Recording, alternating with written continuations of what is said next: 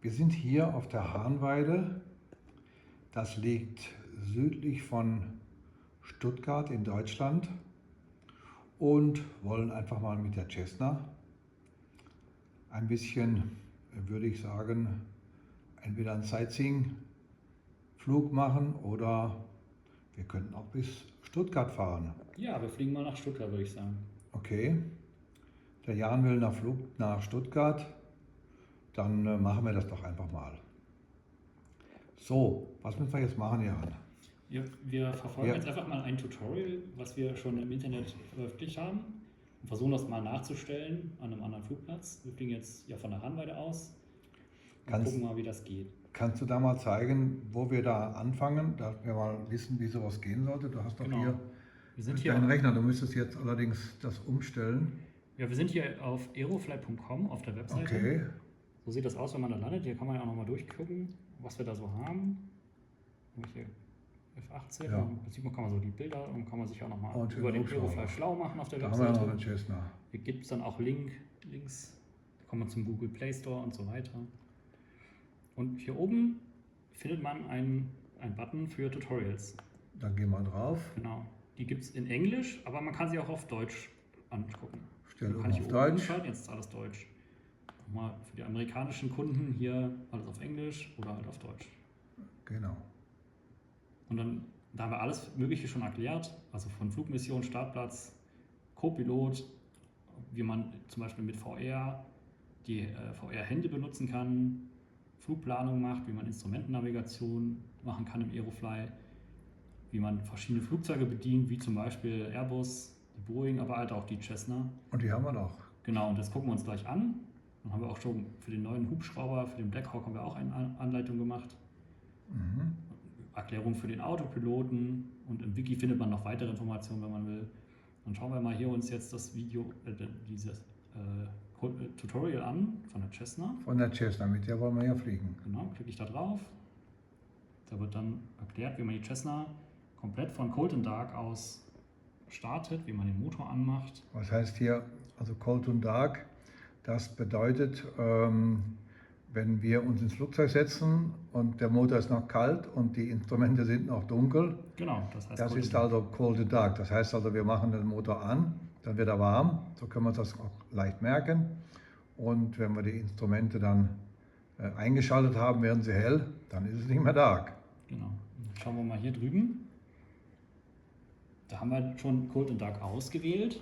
Um das zu machen, da kann man hier oben, geht man aus dem Hauptmenü. Okay, ich wollte gerade sagen, zeig doch mal, wie man das Im machen. Hauptmenü, gehe hier auf Location. Das heißt, wir können normalerweise einfach so wegfliegen. Wir Genau. wählen die Cessna aus und dann läuft der Motor und dann brauchen wir nur noch Gas geben. Wenn ich auf die Landebahn klicke, Ja, dann bin ich mach sofort mal. startbereit. Ja, so. Okay, Und wenn ich hier auf eine von den Parkpositionen klicke, da kann man auch reinzoomen, da sieht man oft noch mehr.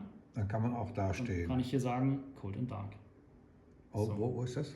Ah, das ist Also unser. hier erst auf eine Cold von and diesen- Dark, das heißt, ich stehe auf der Parkposition, Genau, der Motor ist aus, die Instrumente sind aus, ich muss das alles erst nochmal einschalten. richtig. Das machen wir doch jetzt. So, dann gehen wir wieder zurück Okay, und starten die Simulation. So steht die So. Cessna da. Und wir haben gerade gesehen, die Türen waren ja offen. Die machen wir erst mal, zeige ich nochmal schnell, wie das geht. ja, Man kann ja hier links einfach den Türgriff nehmen und dann kann man ihn so aufschieben. Ja, gut. so. Man kann es auch so einmal antippen, dann geht es auch auf, so zack, zack, und dann den Griff anklicken zum Verriegeln. So, Ja, das ist geschlossen und natürlich verriegelt wichtig, wieder. dass es verriegelt ist, damit wir nicht rausfahren. Genau. Und hier vorne sieht man dann die Instrumente, jetzt alles aus und dunkel. Motor steht, Motor ist kalt, Cold and Dark. Okay, Und eine Sache, die man machen kann, das ist, habe ich jetzt aus Versehen schon gemacht, man kann hier draufklicken, dann verschwindet dieses Yoke. damit wir eine bessere Sicht haben. Die ja. Steuerhorn ist dann kann man hier unten die ganzen Schalter, sieht man ja nicht so gut sonst, so kann man das wegmachen, indem man hier einfach drauf tippt. Der würde sich sonst aber auch mit bewegen, wenn wir jetzt steuern. Ja genau, also wenn ich jetzt hier die Steuerung benutze, Okay, also der dann macht würde er das. die ganze Zeit lenken. Ja, Dann würde ich sagen, machen wir den jetzt mal kurz weg, genau. weil wir müssen ja irgendwo mal den Motor jetzt anmachen. Genau, und dann schauen wir einfach mal links im Tutorial, was müssen wir denn tun. Ja. Ja, Da wird erstmal erklärt, was für Instrumente wir haben. Das haben wir, glaube ich, auch schon mal im Video gezeigt. Wir können das auch noch mal kurz auf dem Bildschirm zeigen rechts. Da haben wir hier unsere Fahrtgeschwindigkeit. Hier haben wir den künstlichen Horizont. unsere Flughöhe, hier haben wir den Kompasskurs und den Vertical Speed, also der Steigrate oder Sinkrate. Hier haben wir noch Motorinstrumente, die sind aber nicht so wichtig. Und hier haben wir noch einen Kurs, also der ist das Kurvenkoordinierung. Ne? Mhm. Das sind die wichtigsten 6 hier oben in der Ecke. Ja, da hast du mal gesagt, das ist das Sixpack, was ich so gerne haben wollte und nicht habe. Und was haben wir denn auf der rechten Seite noch für Instrumente dann? Die sind zur Navigation, also hier, das ist Das obere. ein Empfänger, der kann Navigationssignale von Bodenstationen empfangen und uns sagen, ob wir weiter links oder weiter rechts fliegen sollen. Und der kann sogar auch sagen, ob wir weiter hoch oder weiter runter fliegen sollen. Wie heißt das Ding? Das wäre ein Navigationsreceiver, also hier für den ILS-Anflug kann man das benutzen. Mhm. Genau, und das gibt es auch noch ein zweites Mal, das kann aber nur links oder rechts machen. Das würde man für VOAs zum Beispiel gut benutzen können. Gut, ein VOA, das sind also auch einfache Punkte auf dem Boden, die man natürlich auch in der Karte finden kann. Die haben eine bestimmte Frequenz und die kann man dann zur Navigation eben anfliegen. Das können wir euch nachher vielleicht mal zeigen. Genau. Okay. Gut, dann, also da haben wir es eingewiesen. Jetzt schauen wir mal, wir müssen ja erstmal hier in der Cessna unten den Kraftstoff anmachen.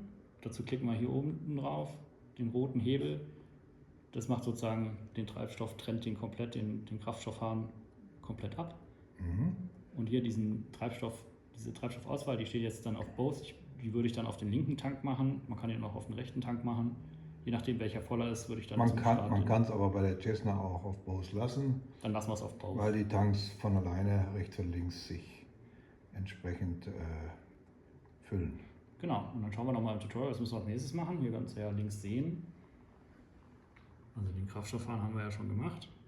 Als nächstes müssen wir hier elektrische Leistung, haben wir aber Batterien an, ne? Okay. Okay, da Machen wir das. Dann schalten wir hier an. Also hier den einfach plupp, angeschaltet. Einmal drauf getippt. So, dann sind Schon da ist der Strom beide da. an. Jetzt sieht man auch schon, hier die ein oder anderen Instrumente sind angegangen. Genau. Okay. Dann machen wir unten unser Beacon Light an. Das ist das da. Da ist dann eine rote Rundumleuchte. Da können wir nochmal von außen schauen. Das müsste dann ein rotes Licht sein, das hinten oben auf dem Seitenwerk, da hinten leuchtet das. Genau. Das warnt jetzt alle Leute drumherum, dass wir gleich den Motor anmachen werden. Ja. Und das bleibt komplett beim ganzen Flug an, ja? Das lassen wir an, ja. Gut. Bis wir den Motor wieder ausgeschaltet haben. Okay. Das haben wir eingeschaltet. Dann machen wir einfach mal die Navigationslampen noch an. Das sind die an der Flügelspitze. Also hier diesen Schalter angetippt. Dann schauen wir nochmal von außen. Das sind die an der Flügelspitze hier. Das rote Licht, Ja. das grüne Licht und von hinten ein weißes Licht. Gut. Dann haben wir die angeschaltet. So, und jetzt kurz vorm Starten machen wir auch die Kraftstoffpumpe an. Die würde ich auch bis nach dem Abheben anlassen, oder? Das kann man machen. Je nachdem, das ist bei Flugzeugen unterschiedlich, muss man sich im Handbuch anschauen. Bei einem Hochdecker wie bei der Cessna ist es nicht ganz so schlimm. Da kann man also auch selbst starten ohne Kraftstoffpumpe. Bei einem Tiefdecker, wo also die Sprittanks eben auch tiefer liegen, da ist es meistens gut, wenn man vor allem beim Starten erstmal die Kraftstoffpumpe anmacht. Also hier in der Cessna sind die Flügeltanks ja hier in den Flügeln. Oben, der Sprit läuft runter, Der fließt da einfach funktioniert nach das unten. mit und ohne Pumpe. Ja, ob die Pumpe an ist oder nicht, macht da nicht so viel Unterschied. Genau. Gut, So, dann können wir eigentlich auch schon den Motor anmachen. Ich würde jetzt noch mal kurz prüfen, dass auch wirklich die Parkbremse gesetzt ist. Die ist hier unten, das ist dieser Hebel. Der muss gezogen sein und Okay. dann kann man auch oben rechts schauen. Schauen wir da oben rechts. Da steht auch Park. Das heißt, die Parkbremse ist jetzt angezogen. okay. Damit wir dann nicht losräumen, wenn wir den Motor anmachen. Ne? Und wie ist es hier jetzt mit der Trimmung zum Beispiel? Die kannst du auch einstellen. wenn Die du könnte willst. man jetzt feststellen. Die steht kannst natürlich hier schon in der Mitte. Die stand ja schon in der Mitte. Also so bewegen. Die stellen wir in die Mitte. Und das wird Ja. auch oben dann auch nochmal gezeigt hier. Man könnte sie jetzt ganz Wenn- leicht wenn nach ich unten sie- stehen, weil wenn wenn man ich- mit Klappen ja. startet. Genau, wenn ich sie verstelle, dann sieht man hier oben, eine Position wird grün, das ist dann die richtige Stellung für den Start. Gut. Das kann man dann so einstellen. Ja, dann müssen wir den Motor noch starten. Genau. Und ich mache das jetzt mal nicht ganz richtig, aber so, dass es funktioniert. Dieser rote Hebel hier, das ist unsere Mixtur. Die schieben wir einfach ganz nach vorne. den Mixer ganz nach vorne damit der Motor Kraftstoff kriegen kann. und das Gas Und den Gas machen wir ein kleines bisschen nach vorne. ein kleines bisschen, ganz wenig. Dass wir ein bisschen über Leerlauf sind, das reicht. Ja. Gut. Genau. So. Und jetzt können wir den Motor starten, richtig? Genau, das hier ist der Zündschalter, das ist so ähnlich wie im Auto. Ah, Den okay. tippe ich einmal an, sobald er angetippt ist, dann leuchtet er ja so auf. Da kann ich hier diesen können wir den Motor nach einfach rechts drehen, drehen immer damit. drehen. So. Und dann sieht man hier rechts, ist die Motordrehzahl schon da. Und jetzt hat er den Leerlauf erreicht. Okay. Haben wir da noch einen Ton?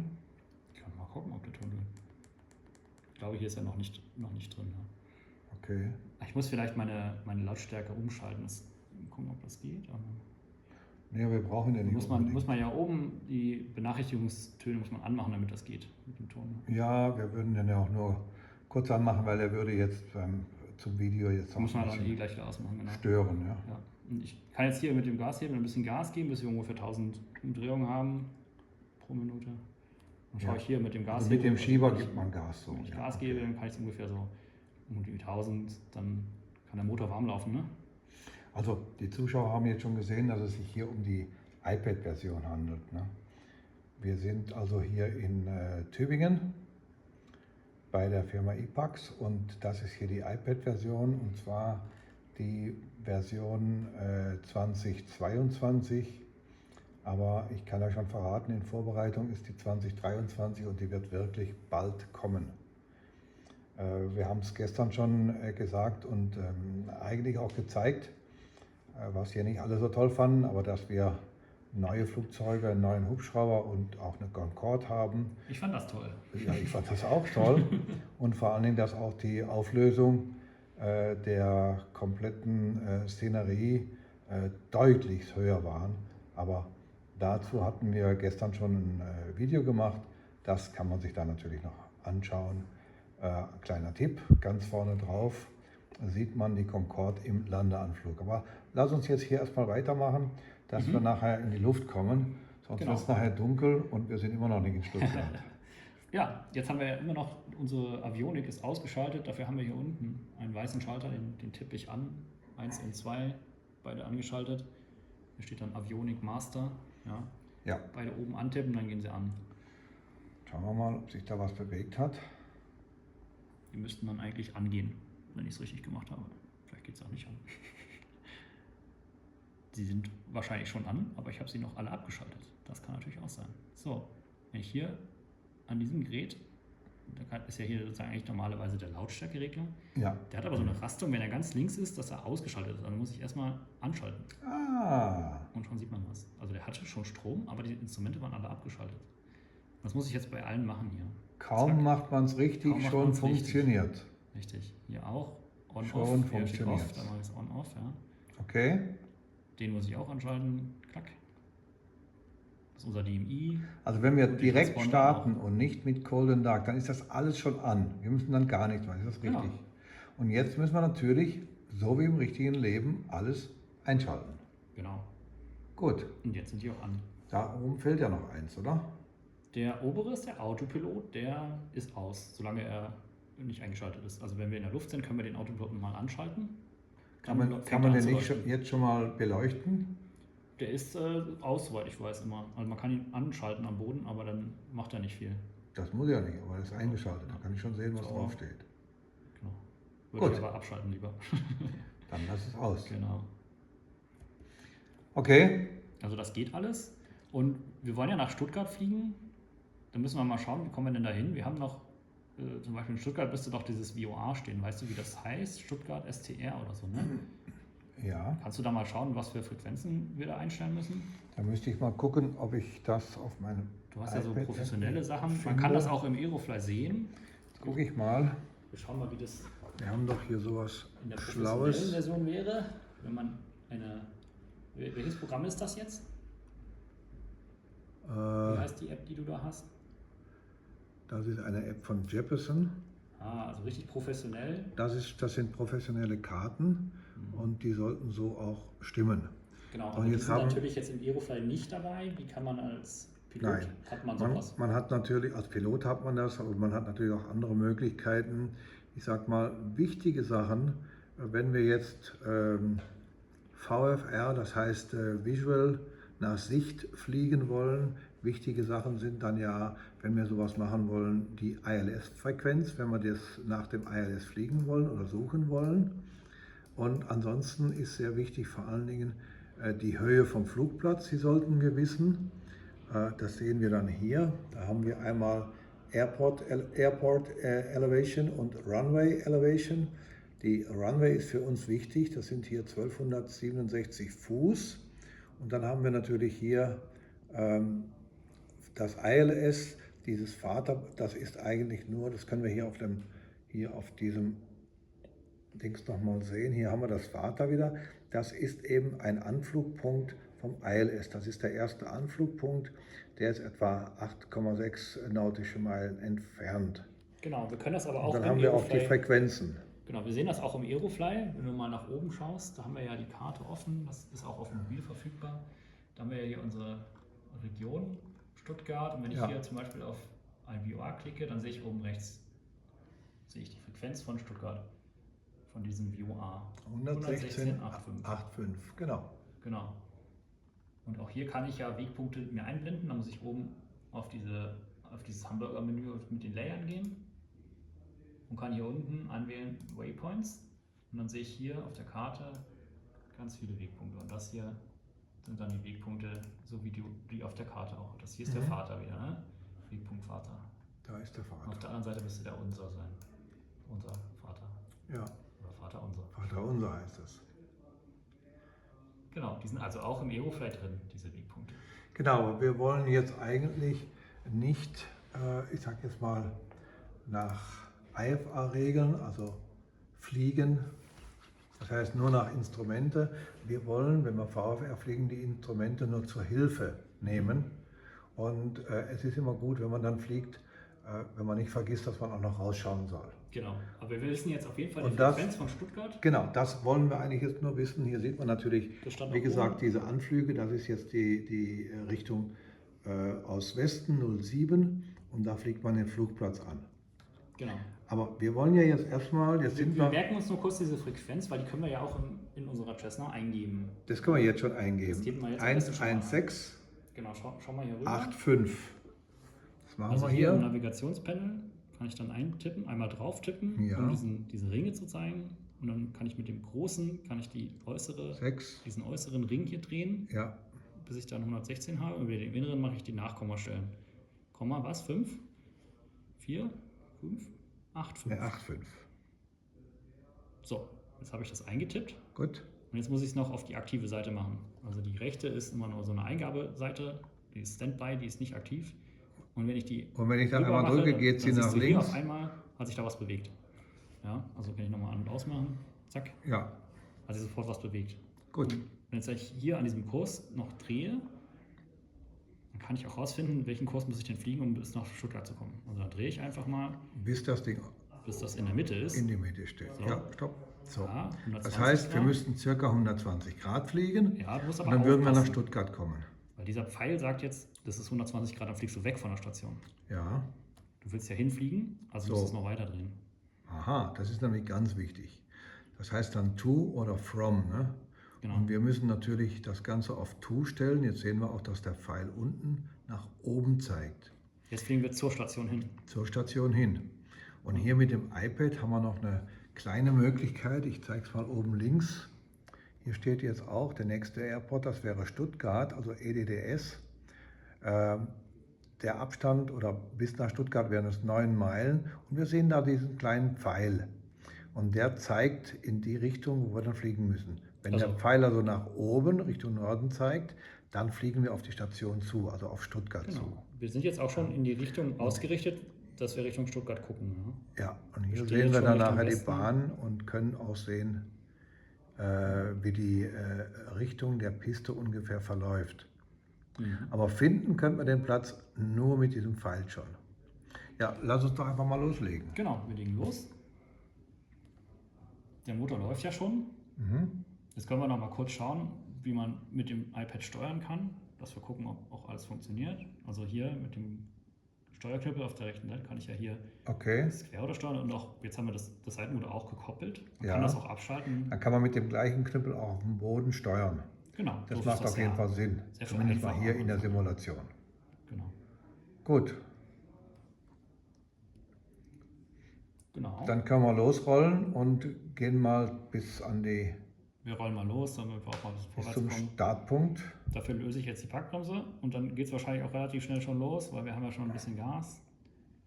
Der fährt dann einfach los und ich muss hier auf der linken Seite einfach ein bisschen Gas rausnehmen. Ich kann auch hier bremsen mit der linken Seite. Wenn ich hier nach hinten ziehe, dann bremse ich. Ganz Ja, nach unten. Bremse tut also. Und dann können wir mal schnell zur Piste rollen. Aber ich dachte immer, da drunter wäre noch mal so ein Schalter fürs Einziehfahrwerk. Einziehfahrwerk hat diese Kiste nicht. Hat die nicht, ja, dann brauchen wir den Schalter ja auch nicht. Genau. Wir rollen nur kurz. Das war natürlich ein Scherz. Die ist wie heißt das, festgenagelt, das Fahrwerk, ja? Genau. Genau. Das macht die Sache etwas langsamer, aber wir fliegen auch mit viel weniger Gewicht. Also für diese kleineren, viersitzigen Flugzeuge ist das durchaus sinnvoll. Ich schaue nochmal von oben. Das ist relativ schmal, der Rollweg, ne? Aber man kann ja auch so steuern Ja. von außen. Und ich Okay. würde sagen, wir gehen hier auf die linke Graspiste, oder? Was würdest du sagen? Können wir machen. Oder sollen wir können- von der Asphaltbahn da vorne also, starten? Dann nehmen wir die schöne Kurve. Sollen wir nochmal hier wir guck mal, hier können, müssen wir wir halten. können Oh, da ist auf der Flugverkehr. Hahnweide, Hier müssen wir anhalten. Guck mal, da ist eine Linie und da gerade das Flugverkehr war da. Okay. Also dann bleiben wir besser hier stehen. Gehe ich nochmal ins Cockpit. Wir können ja kurz nochmal Parkbremse machen. Willst du nochmal, wir können ja mal zeigen, wie man den Motor testen kann, oder? das können wir noch machen, das müssen wir eigentlich noch machen, bevor Testen wir wir also noch mal starten. Also Parkbremse wieder gesetzt. Dann Ja, müssen wir testen. Und da gucken wir am besten hier immer auf die linken Instrumente. ja, Also das rechts ist dann haben wir der die- Magnetcheck, da müssen wir aber auch die Drehzahl im Auge behalten. Ne? Genau. Hier rechts haben wir jetzt Das ist die Drehzahl, das ist wichtig. Und ich gebe jetzt ein bisschen Gas. Gehen wir mal auf 1800. Genau, ich gebe ein bisschen Gas. Ich habe die Parkbremse hier angezogen, das heißt, wir wollten jetzt nicht Das ist wichtig. losrollen. Das ist wichtig, dass man die anzieht.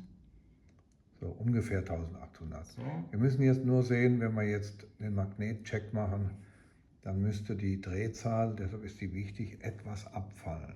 genau. Wir sehen jetzt hier schon, die Instrumente haben sich ein bisschen bewegt. Es funktioniert also alles so, wie es wollen. Und wenn wir mit dem Magnet testen wollen, das ist hier unten wieder der Zündschalter. Ja, Da gibt es den linken und den rechten Magnet und beide müssen wir testen. Da machen wir erstmal einen Schritt nach links und testen den linken Magnet. Da sehen wir hier, ist Da fällt die ein Drehzahl kleines bisschen etwas ab. abgefallen. Ich mache nochmal zurück auf beide. Dann siehst du, es steigt wieder ein bisschen. So. okay, und dann den Ganz rechten. leicht abgefahren. Jetzt müssen wir 2 Schritte nach links machen. Zack, zack. Dann ist der rechte Magnet getestet. Und wieder Ja. auf beide. Wieder auf beide, sind wir fertig mit dem Check. So, können wir wieder Lauf machen. Dann warten wir auf unsere Freigabe und dann können wir auch schon starten. Genau. Ich löse jetzt wieder die Parkbremse. Haben wir noch irgendwas vergessen? Das macht mal Sinn. Die Lichter sind an. Wir können auch Landelichter noch anmachen. Die sollte man zum Start noch Alles an. anmachen. Strobe Light machen wir an. Pitot machen wir auch an. Alles an. Kann Brauchen man wir machen. wahrscheinlich nicht, aber Naja, wenn es kalt ist, ist es schon Sicher, sinnvoll, sicher. zum Beispiel das Pitot anzumachen. genau. Also, dann fahre ich mal auf die Landebahn. Auf die Startbahn. Ich hoffe, da kommt jetzt keiner. Oh, da kommt einer, aber dann schnell hinter dem hinterher. Da gehen wir gleich hinterher. Gleich hinterher. Bevor der nächste kommt. Genau. Vielleicht ein bisschen sehr schnell hier. Oh. Viel zu schnell. Ja, weil man so stark auf die Bremse tritt, da ist das nicht gesund. Ja, jetzt sind wir hier bei der Fliegerei und da ist alles so, dass man sich für die Sachen eben Zeit lassen muss. Mhm. So, okay. Also alle bereit zum Die Abfliegen? Planung muss stimmen und dann sollte man das möglichst in Ruhe machen und eins nach dem anderen. Genau. Okay, haben wir noch was vergessen? Ich glaube, wir sind startklar, oder? Ne, wir sind jetzt soweit und können starten. Dann gebe ich mal Gas. Also wir geben Vollgas. Genau, mit dem rechten Knüppel habe ich ja Seitenruderkontrolle, dann muss ich ein bisschen Ja. gerade halten, den Flieger. So, und jetzt hebt er auch gleich schon ab. So, Vor der Halbbahnmarkierung. 55, 60 Knoten, da können wir steigen. Genau, ich fliege das jetzt erstmal manuell. So, wo müssen wir jetzt hindrehen, dass wir Richtung Stuttgart fliegen? Kannst du nochmal gucken, wo ist denn dieser Pfeil? Zeig nochmal den Pfeil.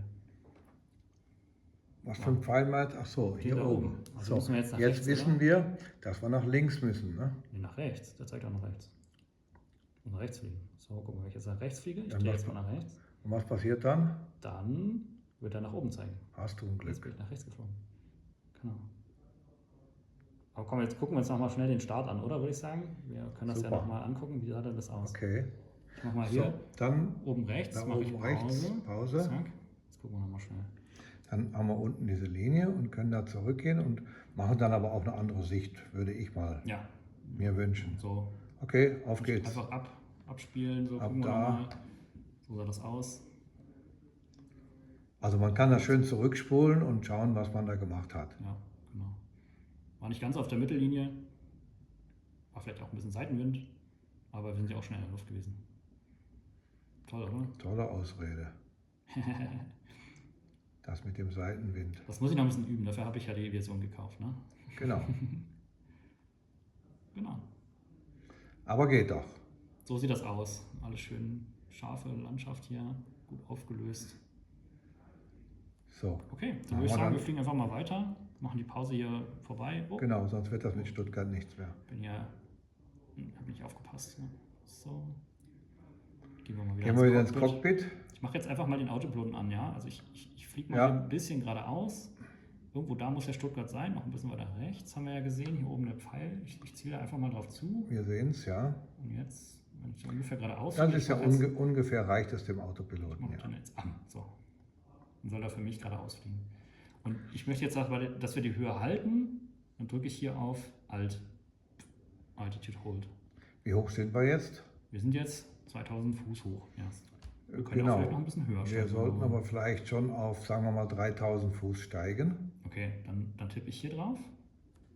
Mache mit dem äußeren, kann ich diese 1000 Fuß machen. Okay, 3000, das ja. reicht, 3000. Okay, und wenn ich jetzt wieder steigen will, dann muss ich halt diesen Vertical Speed zum Beispiel drücken. Dann geht er und hält eine Vertikalgeschwindigkeit. Jetzt sind wir schon bei 0. Ich möchte aber, also tippe ich nochmal hier Vertical Speed an. Vertical Speed, dass das auch da steht. Und dann kann ich hoch tippen, um zu Mit sagen, jetzt soll er mit 500 Fuß pro 500 Minute steigen. Fuß. Und das macht er dann hier. Nimmt So, die dann Nase gucken wir uns hoch das hier mal und an. steigt. Genau. Und jetzt zeigt er auch oben im Autopilot schon an, dass er Altitude gearmt hat. Das heißt, er wird bei diesen 3000 Fuß, die wir eingestellt haben, auf die Aufhören Höhe zu einfallen. steigen. So, da haben wir Das ist der Höhenmesser. den Höhenmesser. Und da warten wir jetzt im Prinzip, dass der steigt. Und jetzt sind wir ja bei 2300 Fuß erst. Also er wird noch eine Weile lang weiter steigen, bis wir da oben sind. Mhm. Genau. Ich kann ja noch mal kurz zeigen, wir hatten ja am Boden eingestellt die VOA-Frequenz. Ja. Die 116,85 hatten wir eingestellt, um Genau. nach Stuttgart zu fliegen. Jetzt muss ich mal schauen, wo ist denn das? Wir tippen hier nochmal drauf und drehen das noch ein bisschen weiter. Ja, so. Da sieht man jetzt, wir fliegen ja jetzt nach Westen im Moment noch. Und um nach Stuttgart zu kommen, müssten wir aber nach 330 fliegen. 330 Grad müssten wir fliegen, um jetzt direkt nach Stuttgart zu fliegen. Ja, das kommt aber schon rein. Ja, und er bewegt sich jetzt mal weiter. Das heißt, ich muss immer weiter nach rechts drehen, damit wir nach Stuttgart kommen. Also mache ich doch mal Folgendes. Wir fliegen ja noch gar nicht nach 330 Grad, dann müssen wir 90 Grad nach rechts fliegen, ne? Ungefähr. Dann drehen wir hier diesen Heading Bug, nennt sich das. Drehe ich jetzt auf meine 330. So, dann ist der hier auf 330. Ja. Und dann sage ich dem Autopiloten, du sollst das jetzt lang fliegen. Dann drücke ich hier auf Heading. Und dann, Und dann wird er versuchen, Dreht er dahin. auf die eingestellte 330 Grad zu fliegen. So, Genau. schauen wir mal raus. Jetzt haben wir auch unsere Höhe übrigens erreicht. Ne? Hier Und da 3000 sehen wir, Fuß. wir sind nach rechts fast erreicht. Und beim künstlichen Horizont sehen wir auch, dass wir hier eine Schräglage haben. Das Flugzeug liegt nicht mehr ganz gerade. Mhm. Also er fliegt jetzt eine Kurve, um auf diese 330 Grad zu kommen. Und da guck mal, da vorne ist schon Stuttgart. Ja. Kann ich ja Okay. nochmal reinzoomen? Hier. Ja, Ja, wir kommen jetzt aus Süden, ne? Und das Also, ist hier die da Landebahn. liegt die Bahn mehr oder weniger jetzt quer vor uns. Genau. Wir wollen jetzt aber Richtung Westen, das heißt, wir müssten von uns aus gesehen im Flugzeug nach links, Piloten sagen das immer nicht so gerne, aber in diesem Falle müssten wir nach links fliegen wenn wir Stuttgart jetzt erreicht haben, wir könnten dann über Stuttgart drüber hinwegfliegen. Schlage ich jetzt mal vor, oder? Ja, schau mal hier oben, da sieht man das auch nochmal in der Draufsicht natürlich. Ja. Ja, dann können wir drüber fliegen und dann machen wir. So quer ist die Landebahn. Wir fliegen jetzt einfach mal hier drüber Ja, und und dann? machen eine Linkskurve und Genau. drehen einfach nochmal um und fliegen zurück, oder? So würde ich das machen. Genau, einverstanden. So, also wir fliegen jetzt 3000 Fuß hoch. Was sagst du denn, welche Richtung hat denn die Landebahn? Wo finden wir das denn jetzt raus? Welche Richtung die hat? Mhm. Ja, das können wir erstmal Ja, hier. wie heißt denn die Piste in Stuttgart, die wir haben? Hier haben wir das. Das ist die 07. 07, also ungefähr 70 Grad, ne? Das sind, genau, eine 0 dranhängen, dann haben wir 70 Grad. Ja. Und die brauchen wir aber für den Endanflug. Nicht, wir fliegen jetzt nicht 70 Grad, sondern beim Endanflug müssen wir dann darauf achten, dass wir etwa 70 Grad fliegen. Du kannst das ja oben nochmal auf der Karte zeigen. Das habe ich ja, das kann man ja auch im Mobil machen. Schau mal da oben. Ja, So wollen wir anfliegen, ja. Also Genau. auf die Piste 07 und das sind ungefähr 70 etwa Grad. 70 Grad. Genau. Genau. Wenn man es genau haben will, dann kann man hier oben auch nochmal Informationen sehen. Landebahn 07 haben wir geplant. Und da sieht auch, guck mal, da steht eine Frequenz, die merken wir uns auch und die stellen wir auch gleich ein. Die brauchen wir, um auf der Landebahn, entlang des Landebahn-Kurses zu fliegen. Also das ist für das Instrumentenlandesystem, das ILS. Mit dem können wir dann auch im Blindflug die Landebahn finden. Und die 2,5 da, das ist die Gegenrichtung, das wäre Die aus der Gegenrichtung, Richtung. Ne? okay. Wir wollen ja drüber fliegen, haben wir gesagt, Ja. und dann abbiegen. Ja gut, das haben wir ja dann hier auf der Karte auch gehabt. Ich stelle mal Das hier. ist dann genau diese Richtung. Da wo jetzt das Vater steht, da können wir ungefähr hinfliegen. Wir können aber auch schon eher abbiegen. Da wo das D 3.9 steht, da sind wir eigentlich für unser relativ kleines und langsames Flugzeug auch richtig. Und wenn ich das jetzt mal größer mache, dann können wir hier noch sehen, dass wir, ja, danke, dass wir hier, wo die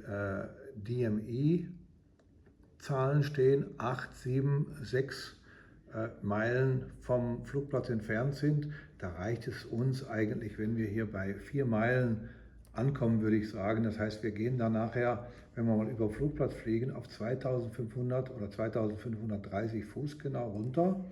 Und dann können wir, wenn wir dann nur noch 4 Meilen entfernt sind, können wir ab da den Sinkflug beginnen. Genau, so machen wir das. So könnten wir es machen. Und hier Ich habe jetzt, haben wir nochmal die Daten. ja, ich habe jetzt diese Frequenz hier, die habe ich schon mal eingetippt einfach. Ja, das ist die Oder ist das die richtige? ILS-Frequenz. Schau mal, im Aerofly steht aber eine andere Zahl. Dann nehmen wir doch die im Aerofly, oder?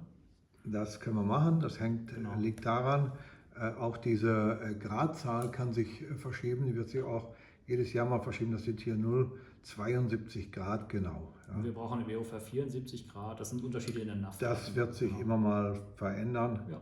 Das hier ist die aktuelle Zahl. Und wie gesagt, 109,5 ist die Frequenz, damit wir das mit dem ILS nicht nachfliegen können, könnte ich sagen. Ich habe das jetzt hier Oder eingedreht, mehr ja. oder weniger kontrollieren können. Weil wir haben hier keinen IFA-Flug. Genau, ich habe das hier mal 110,9 eingegeben und jetzt drehen wir auch diesen Kurs hier auf die 75 Grad, die wir gesagt haben, ne? Oder 74. So. Genau. Jetzt sieht man schon, wir fliegen gerade über die Landebahn drüber, ne? Ja, Schauen wir mal schon aus dem jetzt. Fenster oder gucken wir von außen. Sind wir genau drüber geflogen. Tatsächlich, ja. Weil der Zeiger da wegdreht auf die andere Seite, wissen wir, jetzt haben wir gerade diese Station, die wir angeflogen haben, überquert. Genau. Überflogen. Ich drehe jetzt einfach mal nach links ein bisschen. Wir waren ja, hier ist ja Stuttgart, guck mal. Da direkt rübergeflogen sind wir. Super, das sieht doch gut aus. Wunderbar, oder? Das kenne ich doch alles. Also Terminal, ich bin da so oft schon geflogen von dem Terminal aus, ja, aber jetzt noch aus der Luft zu sehen, ist nochmal was anderes. Ja, und jetzt fliegen wir quasi so eine schräg hier weg vom Flughafen. Ja. Und jetzt wollten wir sinken, ne? Du hast ja gesagt, was hattest du gesagt, 2400? Wie viel Grad fliegen wir jetzt? Ich fliege jetzt erstmal Richtung Westen. Was sollen wir denn fliegen? Wie viel hätten wir denn gerne? Richtung Westen wäre ja 260 Grad, passt doch ganz gut, ungefähr 270 Grad vielleicht, aber das ist ja so 270 Grad. Also Die, 70 Grad. Die Gegenrichtung, genau, Gegenrichtung wäre 250 Grad. Genau, also Dann fliegen wir die nachher Landebahn parallel, wir wäre können auch noch ein so, bisschen nach außen fliegen, wir müssen ein also bisschen etwas ausholen. mehr als 250 Grad. Ja, fliegen wir jetzt weg von der Landebahn. Und du hast gesagt, wir müssen jetzt sinken, ja? Und ich mache mal einen Sinkflug, Auf 2500. 2500 Also dann nehme ich Fuß hier ungefähr. Den kleinen Ring, Ja, und drehe hier ein, bis er 2500 steht. Jetzt hält er ja aktuell noch die 3000 Fuß. Wir wollen aber sinken, das heißt, wir machen hier wieder Vertical Speed, aktivieren das und gehen dann 400 Fuß pro Minute runter, oder? So, ja, 400, 500 Fuß. genau. Und dann ist hier wieder Altitude gearmt, der wird das also wieder einfangen. Und jetzt sinken wir auch nur noch 500 Fuß runter, dann sind wir da. Das macht der Autopilot für uns automatisch. Und wie sehen wir jetzt, wie weit weg wir sind? Wir können es hier oben mal schauen. Hier sehen wir ja am Flughafen. Jetzt fängt er an zu sinken hier, ganz kurz. Ja. Jetzt sehen wir, dass der Zeiger langsam auf 2,8 geht und der sollte gearmt sein bei 2,5. Hier soll er dann stehen. Und da soll er eigentlich stehen bleiben und die Höhe dort halten. Genau.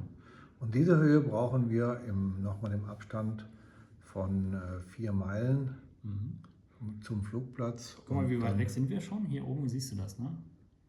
Ja. Wir sind jetzt schon 5 Meilen weg. Ja. Ja, wir müssen ja noch eindrehen. Wir könnten also jetzt schon langsam eindrehen und den Queranflug Ja. machen, um dann weiter Dann drehe ich hier nochmal. Ich kann ja mal später auf 70 einfach mal die Grad zu Linkskurve gehen. fliegen, die wir fliegen wollten. Ich drehe jetzt mal ungefähr quer zur Landebahn, ne? 90 Grad dazu. Und die Landebahnrichtung ist ja hier nach unten, 70 Grad ungefähr. Ja, Und ich drehe jetzt 90 Grad zu dieser 70 Grad. Ja? ja. Dann mache ich jetzt meinen Queranflug. Und Dann jetzt haben wir wäre- auch die 2500 Fuß erreicht übrigens. Und die hält er jetzt. Die hält er jetzt, genau.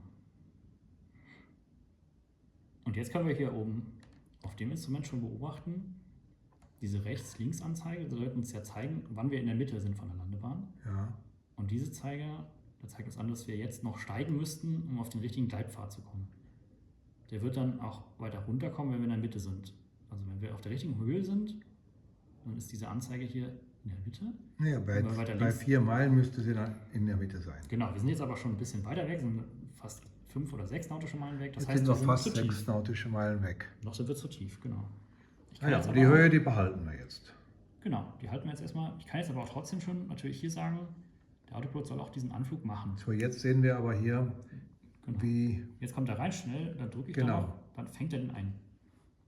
Also der Autopilot dreht jetzt die Nase auf diesen Kurs hier, den wir gesetzt haben, 70 Grad, 070, und wird diese Nadel wieder einfangen, die jetzt da immer weiter nach links wandert. Da sind wir also schon durch die Mittellinie durchgeflogen. Wenn du schaust, guck mal, da ist die Landebahn. Wir sind also hier noch zu weit rechts, müssen wir nach links korrigieren. So. Ja? ja, dieses, Und die vertikale Nadel ist jetzt auch schon nach unten gewandert, weil wir gleich sinken müssen. die wird immer weiter nach unten wandern. Genau. Ich nehme mal ein bisschen Und Gas wenn raus. die und so in der Mitte langsam. ist, dann müssen wir halt dort weiter sinken. Genau. Das macht er jetzt Und auch. diese von- Instrumente sind sogenannte auch Zeigeinstrumente, das heißt, man fliegt in die Richtung, wo das Instrument hinzeigt. Das eine zeigt jetzt, wenn es nach oben zeigt, das steht jetzt in der Mitte, Das ist also richtig. da müssen wir jetzt dann langsam anfangen zu sinken. Das Das macht andere er jetzt schon, genau. ist Er immer hat noch ja- links, wir müssen also noch weiter nach links korrigieren. Genau. Das kommt jetzt langsam, Und schon läuft sieht man jetzt hier- zurück in die Mitte Schau mal ein bisschen weiter oben. und Das dann die wären Ebene. wir richtig. Genau. So, und da sehen wir auch, da ist dann die Piste vor uns. Genau. Also er hat jetzt schon angefangen zu sinken. So, Er wie hat weit sind wir entfernt? noch ungefähr 3 nautische Meilen. Ja, wir gleich müssten drüber. aber jetzt bei 4 anfangen zu sinken. Machen wir ja, genau. Passt doch. Genau. Genau, und jetzt können wir mal schauen. Hier sehen wir jetzt in der Mitte, dass wir mit etwa 500 Fuß sinken. Genau, das musst du immer, wenn du hier die Geschwindigkeit hast, kannst du die ungefähr halbieren und eine 0 hinten dran hängen. Ne? Ja. Also die Hälfte davon wären 50 und dann hängst du eine 0 hinten dran, dann bist du bei 500 Fuß pro Minute, die du brauchst, um auf dem ILS lang zu fliegen. So grob als Richtlinie. Wenn du Wind hast, musst du den natürlich auch berücksichtigen. Genau, ich würde jetzt hier einfach noch uns vorbereiten, falls wir durchstarten müssen, drehe ich immer den Kurs hier auf die Landebahnrichtung. Ne? Wir müssen dann im Fall dann vom Durchstarten geradeaus steigen. Und hier stellen wir dann einfach mal 4000 Fuß ein. Für den Fall, dass wir durchstarten müssen. Ja, Autopilot ignoriert jetzt natürlich diese Höhe, er ist hier auf dem ILS und fliegt dieses ILS einfach ab. Okay. Ich sehe die Piste hier schon vor uns, da können wir ja eigentlich den Autopiloten abschalten, oder? Ganz nett aus. Wenn du möchtest, kannst du natürlich hier weiter von Hand fliegen und ich schau mal, ob du diese Nadeln schön in der Mitte hältst. Ich mache es mal aus, den Autopiloten. Das So, ich ja jetzt müssen wir so etwas mehr sinken, das sehe ich schon. Ein bisschen mehr sinken. Diese Nadel, aber nur ganz wenig. Ja. Haben wir die Klappen gesetzt? Nee, noch gar nicht. Wir machen jetzt mal, der Lauf. Wir sind ja so schnell hier. Aber die Piste ist so lang, da haben wir ganz viel Platz. Jetzt bin ich zu tief, ne? Für so ein Flugzeug schon. Ist ein bisschen steil. Du musst höher. Ja. Jetzt fahre ich mal Oder die Klappen aus. nicht steigen heißt das, aber nicht mehr fallen. Ja. So, jetzt sind wir über die Piste, jetzt brauchen wir diese Instrumente nicht mehr, aber vorne nochmal ein Stück tiefer. Da sehen wir 2 weiße und 2 rote Lichter. Jetzt sind es 3 weiße und ein rotes. Da sollten immer 2 weiße, 2 rote sein. Dann sind wir auf dem idealen Gleitwinkel. So, 2 rot, 2 weiß, ja genau. Und daran kann man das dann auch sehen. Das ist eigentlich eine ganz feine Sache. Okay. Und? Und mal gucken, ob ich das schaffe. Noch ein bisschen mehr Gas raus hier. Zack, hingesetzt. Das könnten wir jetzt nachher noch mal kurz uns von draußen anschauen, oder? Ja, genau. Mit dem Replay-Button oben rechts. Oh, hier war mein Taxiway. Oh, schnell bremsen. Moment. Ja, das macht ich nichts. muss hier abbiegen. Ja, ich muss schnell runter. Gleich kommt der nächste Airliner. Du. Ja, das Schnell ist runter von der Piste.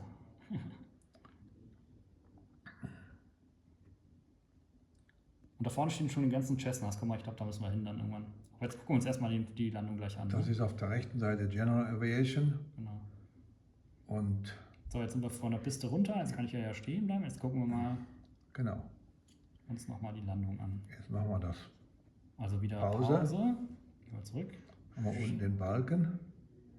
Und jetzt gucken wir vom Turm, oder? Gut, das reicht. Was gucken wir uns an? So. Verschiedene Sachen. Jetzt können wir noch vom Turm gucken und vorm Aussetzen So sah das vom Turm können wir aus. das seitlich. Ne? Kann man noch mal ein bisschen vorwärts springen. So sah das aus vom Turm aus. Ja. Also ein Rumgehampel. Das kann man noch mal ein bisschen üben, ne? Nee, das ist eigentlich nicht so schlecht. Das ist im richtigen Leben sieht es eigentlich auch so aus. Das ist schon okay. Abspielen, so sah das aus. Kommt unsere Cessna hier von den großen Airliner in Stuttgart reingeflogen. Ne?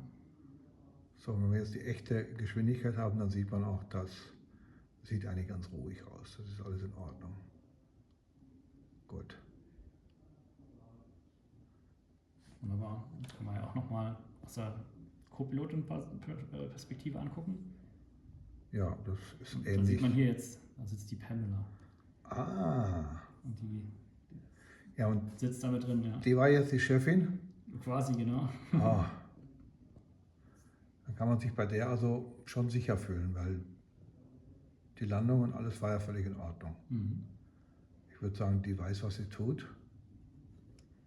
Und der hat jetzt ihren Flugschein bestanden. Ja. Einverstanden? Ja, hat sie bestanden. Wunderbar. Okay. Ja, dann sind wir jetzt. Aus. Genau, ich würde sagen, dann machen wir einfach hier das zu Ende. Ne? Also wir stehen ja jetzt gut gelandet. Motor abstellen ist eigentlich relativ einfach im Vergleich. Da muss man ja nicht viel tun. Man kann einfach auch alle Schalter abschalten und dann den Motor wieder abstellen. Aber das können wir ja auch noch mal in einem anderen Video zeigen, oder? Oder Ja. hast du noch Energie? Willst du noch kurz zur Parkposition rollen? Nee, das Abschalten, Willst du das das noch ist zeigen? nicht ganz so schlimm, glaube ich. Wir können jetzt zur Parkposition noch rollen. Mhm. Das geht jetzt nicht mehr lange. Das ist direkt geradeaus, ja? Das sieht man ja schon. Genau, wir können uns ja auch neben so einem Airliner stellen. Das macht dann sowieso mehr Spaß. Ja. Ich habe das öfter gemacht. Wenn cool. man dann nachher noch ein Bild machen will und hat so einen schönen Airliner im Hintergrund, das ist immer eine schöne Sache. Aber hier, das ist die General Aviation, glaube ich. Ja. Und da Guck mal. stehen also nur so kleine, wie wir jetzt haben. Ich würde einfach mal hier den Motor abstellen. Also wir machen So, wieder da eine können wir jetzt stehen bleiben. Parkbremse setzen. Und um den So. Motor abzuschalten, das ist ja relativ einfach, kann man einfach diesen roten Hebel ziehen, aber ich würde immer trotzdem vorher die Instrumente ausschalten. Hier kann man einfach hier bei Die der können wir alle zack, zack, wegmachen. alles aus, genau. Die Lichter machen wir aus, das brauchen wir nicht mehr, das brauchen wir nicht mehr, das brauchen wir nicht mehr, das lassen wir noch kurz an. Kraftstoffpumpe brauchen wir auch nicht. Und jetzt kann man hier, indem man den nach hinten zieht, geht hier oben einfach der Motor aus. Genau. Jetzt hat er keinen Kraftstoff mehr. Und wenn der nicht mehr läuft, können wir da das letzte Licht, das Strobe Light, auch ausmachen. Das Beacon Light haben wir ausgemacht, genau, und dann müssen wir noch den Magnetschalter auf ausschalten. So, das So, war es dann schon. Die Und jetzt Batterie noch aus. Zack, Batterie zack. noch aus. Batterie ist ganz wichtig, sonst kommen wir nachher wieder Haben wir keinen und Strom kriegen mehr. den Motor nicht mehr an. Genau. So, Jetzt würde ich musst du sagen, aber noch die Türe öffnen, weil ich will jetzt raus. Zack. Jetzt ist dir kurz übel, oder? Ist das Jetzt ist mir nicht schlecht geworden von deiner Fliegerei. Ja. Nee, war alles sehr, sehr gut. Du, schönen Dank für den wunderschönen Flug. Ich habe mich eigentlich bei dir super wohl gefühlt. Wir haben auch ein bisschen was gezeigt an den Ja. Instrumenten, was man alles machen kann im Und wir Aerofly. sitzen ja immer noch im Trockenen Genau, in Tübingen. wunderbar. Danke Ja. fürs Zuschauen. Gebt uns einen Daumen hoch, wenn es euch gefallen hat. Schreibt Kommentare, falls ihr Fragen habt. Und ansonsten findet ihr uns ja unter www.aerofly.com. Da findet ihr auch dieses Tutorial. Das könnt ihr euch angucken, könnt ihr irgendwie speichern und da auch auf dem iPad mal angucken, ob es euch gefällt. Und schaut auch mal in die anderen Tutorials rein. Da haben wir auch welche für den Airbus gemacht, für die Boeing. Genau, es gibt viel zu erkunden. Und da findet man alle Informationen, die man so braucht. Super. Super. Danke, Jan. Super, danke fürs Bis zum Zuschauen. nächsten Mal. Bis zum nächsten Video. Ja, auf Wiedersehen. Tschüss.